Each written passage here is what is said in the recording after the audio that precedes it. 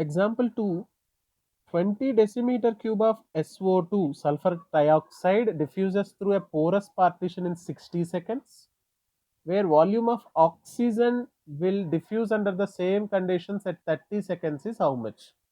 So they are asking you what will be the volume. There are two gases given to us. One is sulfur dioxide, the other one is oxygen. The volume of sulfur dioxide which is diffusing is 20 decimeter cube, which is nothing but 20 liters. And we need to find the volume of oxygen diffused, where time taken for sulfur dioxide to diffuse is 60 seconds. Time taken for oxygen to diffuse is 30 seconds. So the time taken are different, which clearly indicates the oxygen and sulfur dioxide, which are present in two different volumes, are diffusing at two different time periods, where they have difference in their molecular mass. So what is the volume with which oxygen diffuses at 30 seconds, maintaining all the other conditions similar is the question.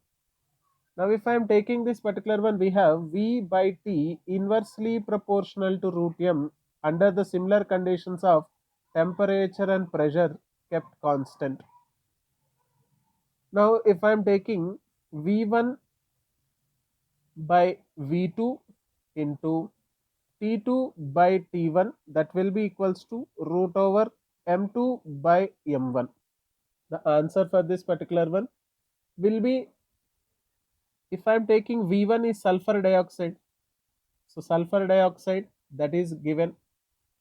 What was the ratio at which the sulfur dioxide is been diffusing? I am taking the volume of sulfur dioxide in the question is 20, where volume of oxygen is unknown, so I am taking 2. Time for oxygen is given 30. Time for sulfur dioxide to diffuse is given 60, is equals to root over 32 by molecular weight of this one is 64. 32 by 64.